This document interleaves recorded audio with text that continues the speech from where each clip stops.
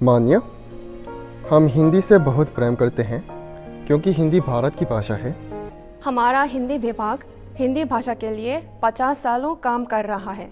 हिंदी भाषा सबसे न्यारी, हिंदी भाषा सबसे प्यारी, शहरी बहुत अपेक्षा इससे, अब तो रख लो इसका मान, हिंदी से हिंद बना है, हिंदी से हिंदुस्तान। जापानीज स्टूडेंट्स हिंदी में स्पीच दे रहे हैं और इंडिया का नेशनल एंथम भी पढ़ रहे हैं। रिसेंटली एक वीडियो अपलोड की गई थी जिसमें दिखाया गया था कोरियन पीपल्स जो हैं, कोरिया के लोग वो हिंदी बोल रहे हैं और इंडिया का कौमी तराना भी पढ़ रहे हैं। इससे पहले अगर रशिया की बात की जाए तो रशिया से भी ये न्यूज़ सामने आई थी कि रशियन बच्चों को भी हिंदी सिखाई जाती है, इंडियन कल्चर वहाँ पर सिखाया जाता है। जन गण मन अधिनायक जय है,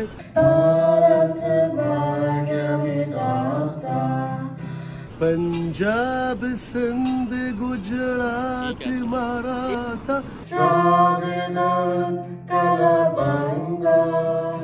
जय है जय है। देखो बेटा, जो आपका इन्फ्लुएंस है, जो आपकी पर्सनैलिटी है, जो आपका कल्चर है, जब उससे कोई इम्प्रेस होगा तो वो उसको अडॉप्ट करेगा। आप कभी इंडियाज़ गॉट टैलेंट देखें, आप उनके रियलिटी शोज़ देखें, आप उनके बच्चों के शोज़ देखें जहाँ पर वो अपने टैलेंट को उभार के पढ़ लेते हैं। और उनका टैलेंट आपको पता है इंटरनेशनल ऑर्गेनाइजेशंस पर जाकर ही सिल्वर मेडल लेकर आता है, गोल्ड मेडल लेकर आता है। इसी टैलेंट को हासिल करने के लिए जापानीज अपने बच्चों को इंडियन लैंग्वेज सिखा रहे हैं। तो अगर कोरियंस को, ये नॉर्थ कोरियन थे, साउथ होंगे, साउथ के होंगे, नॉर्थ वाले तो बड़े रिजिड है। जब लोग एक दूसरे को समझेंगे, एक दूसरे के कल्चर को समझेंगे तो दुनिया में अमन होगा, दुनिया में शांति आएगी। ये बहुत अच्छी बात है। शायद हालात अब उस तरफ जा रहे हैं कि मुल्क में एक इकोनॉमिक इमरजेंसी हमें लगानी पड़े, व्हाट्सएप के ऊपर, सोशल मीडिया के ऊपर। बिल्कुल, एफबीआर के ऑफिशियल्स ने तो आज स्टेटमेंट भी ये दी कि पाकिस्तान जो है डिफॉल्ट डिक्लेयर हो चुका है।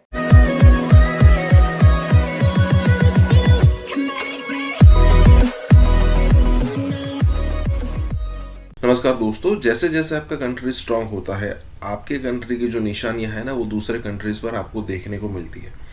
जैसे वो हो सकता है आपकी टेक्नोलॉजी हो सकता है आपकी भाषा हो सकता है कि आपकी सीरीज़ मतलब ड्रामा हो सकता है आपके मूवीज़ हो, या फिर अलग अलग कई सारी चीज़ें होती है जो आपके देश से दूसरे कंट्रीज जो लोग होते हैं वो इंस्पायर होते हैं और आपकी कंट्री से कुछ ना कुछ ले जाते हैं।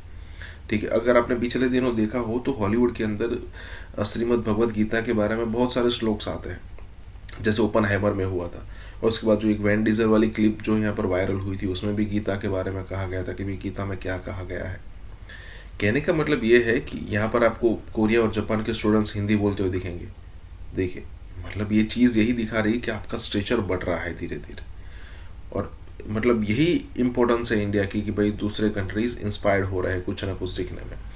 इसी के साथ ये वीडियो शुरू करते हैं। यूएसए ने 6 कंपनीज, पाकिस्तान की 6 कंपनीज पर सैंक्शंस लगाए हैं और ये कहा है कि ये 6 कंपनीज अपनी पावर का इस्तेमाल करते हुए, इंपोर्ट एक्सपोर्ट के लाइसेंस को यूज़ करते हुए पाकिस्तान के अंदर से एटॉमिक पावर प्रोग्रामिंग बाहर सेल करेंगे। जी हाँ, ये इल्ज़ाम यूएसए ने लगाया है पाकिस्तान की 6 कंपनियों पे, जिसको पाकिस्तान के मीडिया ने भी कवर किया है।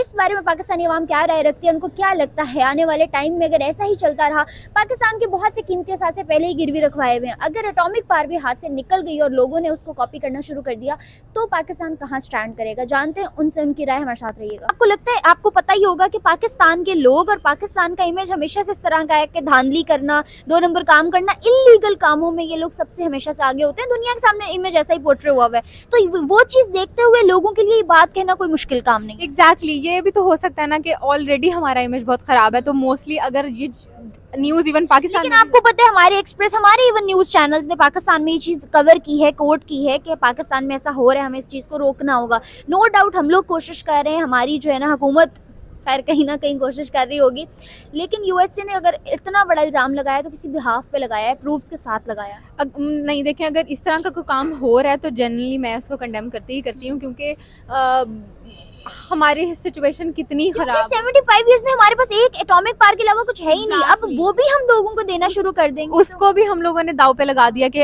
और सबसे बड़ी बात है, अगर आज पाकिस्तान सेफ है अल्हम्दुलिल्लाह, अगर हमें कोई छेड़ने से 2 बार छेड़ने से पहले 2 बार सोचता है या 10 बार सोचता है, तो वो सिर्फ इसलिए ही सोचता है एटॉमिक कि पावर की वजह Exactly, से। और अगर atomic बात करूं, आप देखो हमारे कीमती असासों में हमारा रेलवे था, पीआई, ऐसे बहुत सी कीमती असासे हम पहले ही गिरवी रखवा चुके हैं। वो गिरवी रख, अब हमारे ऐसा ही आधा पाकिस्तान गिरवी, अब हमारे पास पीछे बची ही एक चीज है, हम वो भी बेचना शुरू कर देंगे तो क्या बचेगा आने वाले टाइम में हमारे? बिल्कुल कुछ नहीं बचेगा। और इससे इंडिया को कितना फायदा होगा? मुझे लगता है इंडिया ऑलरेडी हर चीज़ का बहुत फ़ायदा उठाता है। पाकिस्तान में कोई छोटी, उनकी तो पॉलिसीज चलती ही एंटी पाकिस्तान है, वो ये नहीं दिखाते कि इंडिया यहाँ पे भी तो एंटी इंडिया बहुत चलता है। मुझे लगता है हमारे पॉलिटिशियंस ने जब भी वोट लेने होते हैं ना, तो वो कहते हैं हम कश्मीर ले आएंगे, हम इंडिया को हरा देंगे, हम ये कर देंगे, इंडिया का नाम लेके वोट ले रहे होते हैं। वहाँ पे भी यही होता है। हमारी पॉलिसी में एक पॉइंट होता है इंडिया की पॉलिसी, और कश्मीर को लेने तक की जहाँ तक की बात है, वो तो कश्मीर तो है ही हमारा, वो तो इंडिया ने लिया हुआ है।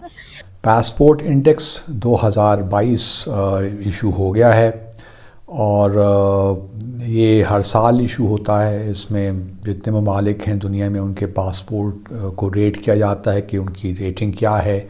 और रेटिंग के 2-3 पैमाने हैं कि पहले तो जिस मुल्क का पासपोर्ट है, कितने ममालिक में आप वीज़ा फ्री ट्रैवल कर सकते हैं, या फिर वीज़ा ऑन अराइवल मिलता है, या फिर अगर आप अप्लाई भी करें वीज़ा के लिए तो आपको ज़्यादा दिक्कत नहीं होती, 1-2 दिन में ही आपको या 1 दिन में ही वीज़ा मिल जाता है। तो ये बुनियादी पैमाने हैं जिसकी बुनियाद पे पासपोर्ट की रेटिंग होती है। भारत और पाकिस्तान कहाँ खड़े हैं?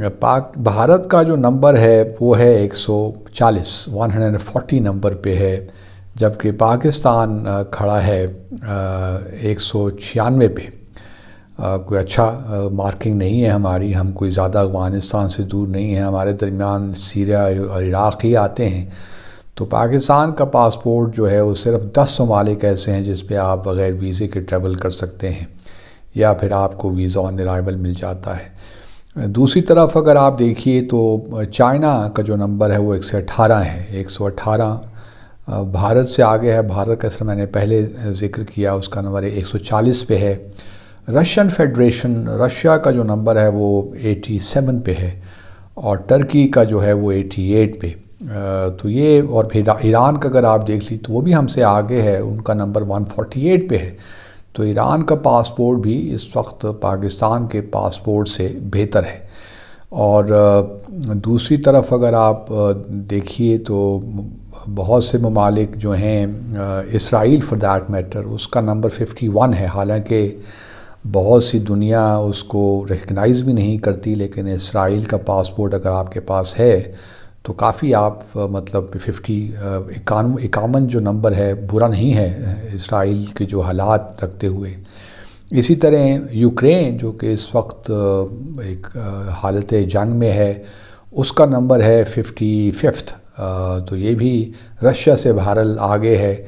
इस तरह मलेशिया का नंबर आता है 41वां, और सऊदी अरब भी पीछे है। सऊदी अरब जो है उसका नंबर है 107 पे आता है उसका। और इसी तरह दूसरे जो गल्फ़ कंट्रीज़ हैं, कतर फॉर दैट मैटर, उनका 95 पे है, और कुवैत का 97 पे। तो यूएई का नंबर टॉप पे रैंकिंग या रेटिंग में फर्स्ट नंबर, और सऊदी अरब का जो है 107 पे, और कतर का 95 पे, और कुवैत का 97 पे। तो ये बड़ी इंटरेस्टिंग एक है कि एक ही रीजन में, और सऊदी अरब एक बड़ा डेवलप्ड कंट्री है, सबसे पावरफुल कंट्री है गल्फ़ रीजन में, लेकिन उसका पासपोर्ट की जो रेटिंग है अलबत्ता वो 107 पे है। और जापान जो है वो है 24वें नंबर पे। तो ये, और बांग्लादेश, हमारे रीजन में बांग्लादेश 193 पे है, और जो नेपाल है वो 184 पे है, और बहरहाल हमारा नंबर 196 पे है, जो कि कोई, जैसा मैंने पहले कहा, कोई इतनी अच्छी बात नहीं है।